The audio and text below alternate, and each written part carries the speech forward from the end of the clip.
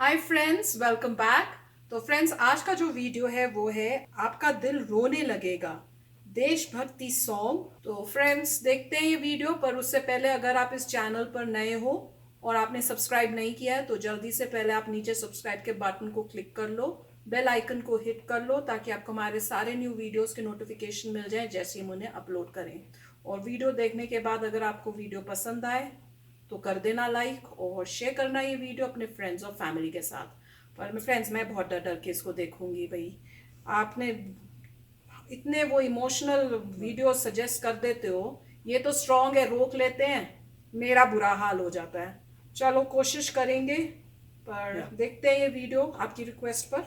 वंदे मातरम वंदे मातरम वंदे मातरम वंदे मातरम। पुलवामा में वीरों ने जो जान देश पे वारी है, दुश्मन की औकात नहीं ये अपनों की गद्दारी है।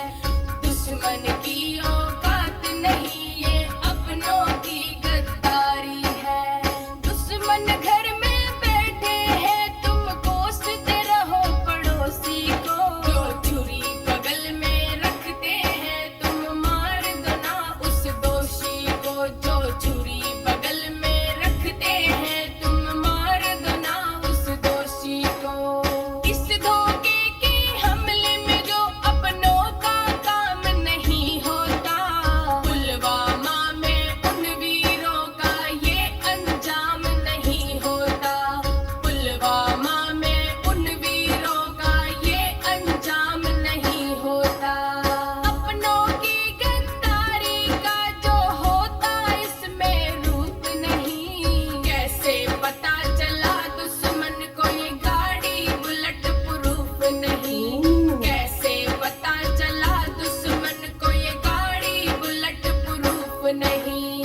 उन वीरों को गद्दारी का अगर एहसास जरा होता, पुलवामा में एक भी सैनिक ना लाचार मरा होता।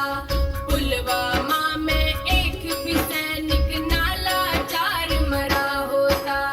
कौन है जयचंद अपने देश में, कब एहसास तुम्हें होगा। ये देश खत्म हो जाएगा क्या, तब आभास तुम्हें होगा। ये देश खत्म हो जाएगा क्या, तब आभास तुम्हें होगा।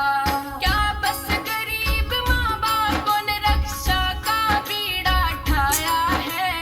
एक भी नेता का बेटा क्यों शहीद नहीं हो पाया है। एक भी नेता का बेटा क्यों शहीद नहीं हो पाया है। तो शहीद के घर पे लिखते हो, महसूस करो उस पत्थर को। अगर जरा दम रखते हो तुम, तोड़ दो धारा 70 को। अगर जरा दम रखते हो तुम, तोड़ दो धारा 70 को। कभी दिखाओ हमें तुम्हारा कितना बड़ा कलेजा है। कभी मिलो उस बाप से जिसने फौज में बेटा भेजा है। कभी मिलो उस बाप से जिसने फौज में बेटा भेजा है। गोली गाड़ी समाधान नहीं तो क्या है, कुछ बतलाओ तुम। बहरूपिये नेताजी कभी असली रूप दिखाओ तुम। बहरूपिये नेताजी कभी असली रूप दिखाओ तुम। जब देश में मातम पसरा है, तुम वफा निभाने जाते हो। क्या कश्मीर उन्हें दे दे तुम, जिनकी दावत खाते हो। क्या कश्मीर उन्हें दे दे तुम, जिनकी दावत खाते हो। आजाद सिंह आजाद नहीं, आजादी का दम भरता है। ये बेबस दिल रो पड़ता है जब देश का बेटा मरता है। ये बेबस दिल रो पड़ता है जब देश का बेटा मरता है। वंदे मातरम वंदे मातरम वंदे मातरम। फ्रेंड्स, बहुत इमोशनल था, खासकर जो वो वीडियोस के साथ गाने के साथ दिखा रहे थे ना, जिसमें उन्होंने दिखाए इंडियन मदर्स, ये जैसे वो अपने बच्चों की कॉफिन्स के ऊपर ऐसे रो रहे हैं और वो सब, वो बहुत इमोशनल था। उसी चीज़ का मुझे डर होता है जब भी कोई वॉर की बात होती है, कि हम लोग तो कहते हैं हमारे सोल्जर्स जा रहे हैं जी, हमारे देश के हैं, ब्रेव हैं, पर उसके बाद जब वो शहीद होते हैं, जो फैमिली सफ़र करती है ना, वो कोई, मैं कह रही हूँ, कोई आप सोच भी नहीं सकते हो क्या गुजरती होगी। पर गाना जो था बहुत मतलब इमोशनल था और बहुत सच्चाई बता रहा था। उसमें जो सबसे टचिंग पार्ट था ना, जिससे खून भी खौला सुनकर, वो ये था कि गद्दार हमारे देश के अंदर ही हैं। उन गद्दारों की वजह से हमारे सोल्जर्स जो हैं वो शहीद हुए। और उन्होंने बताया कि कैसे पता चला कि जो गाड़ियां जा रही हैं वो बुलेट प्रूफ नहीं है। तो किसी अंदर वाले को पता था, उसने ये बात बताई। इस गद्दार की वजह से उस, वो कई लोग हैं जो अपने पास छुरियां रखते हैं और पीठ पीछे जो है वो वार करते हैं। तो बहुत गुस्सा आता है ऐसा देख के या सुन के कि तुम ऐसे हो ही बन कैसे सकते हो। पता नहीं कैसे लोग इस टाइप से गलत डायरेक्शन में चले जाते हैं, कैसे उनके अंदर से, दिल में से एक आवाज़ नहीं उठती कि तुम गलत कर रहे हो। मुझे तो बिल्कुल समझ नहीं आता। पर यही सीख मिलती है कि ध्यान रखने का, कि मतलब अंदर से भी बाहर से दोनों तरफ से चौकन्ना रहना बहुत इम्पोर्टेंट है। और जो हमारे सोल्जर्स हैं वो हमारे हीरोज़ हैं, हमारे ट्रू रियल हीरोज़, और उनको जितना सल्यूट करो, जितना थैंक यू बोलो, उतना कम है।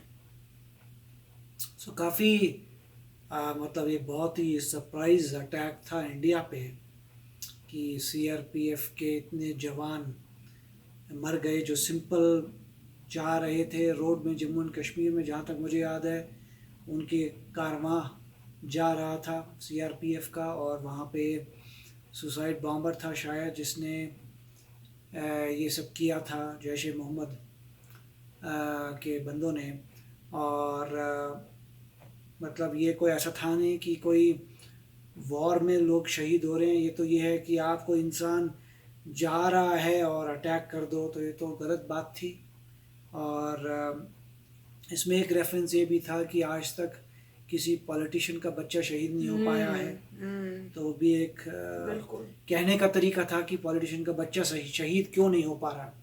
तो कहने का मतलब यही था, वो बता रहे थे कि इस बात के कर रहे थे कि क्या गरीब लोगों ने ठेका ले रखा है पूरे देश का। तो ये पॉइंट उन्होंने रेफ़र किया था। और इसमें मैं ये कहूँगा कि एटलीस्ट मोदी जी थे जिसकी वजह से सर्जिकल स्ट्राइक हो पाया, और बालाकोट में मेरे ख्याल से सर्जिकल स्ट्राइक हुआ था। तो जहाँ पे उन्होंने कहा था वो टेररिस्ट कैंप जाके उन्होंने, और हाँ जो जैश ए मोहम्मद का टेररिस्ट कैंप उड़ा दिया था। तो ये तभी हो सका है क्योंकि मोदी जी थे। आज तक इससे पहले हमने तो कभी देखा नहीं अपनी लाइफ में कोई ऐसा चीज़ की गई हो, मगर ये अच्छा मैसेज भेजा था कि अगर तुमने हमारे सीआरपीएफ के जवानों पे अटैक किया, जो तुम पे अटैक नहीं कर रहे थे, कहीं जा रहे थे, तुमने अटैक किया, वो गलत था। उससे दिखता है कि तुम कमज़ोर हो, और उसके बदले जो है सर्जिकल स्ट्राइक हुई है और ये सब किया गया। तो ये अच्छा रिस्पांस था, मगर जवान तो मर गए।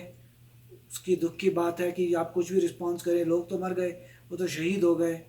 और ये दुख की बात इसलिए थी क्योंकि ये ऐसा नहीं था कि कॉम्बैट में मर रहे हैं, ऐसा नहीं है कि वॉर हो रही है कॉम्बैट में, वो दूसरी बात है।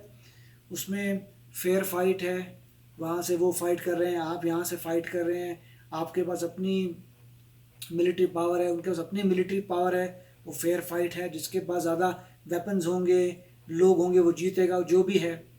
यहाँ पे कोई आदमी आराम से जा रहा है, आप उसको मार दें तो एक गलत बात थी अपनी कंट्री में, अपनी ही कंट्री में। तो इसीलिए जो है ये बहुत ही मतलब दुख हुआ, दुख की बात थी ये। और ये सब सर्जिकल स्ट्राइक करनी पड़ी रिस्पांस के लिए।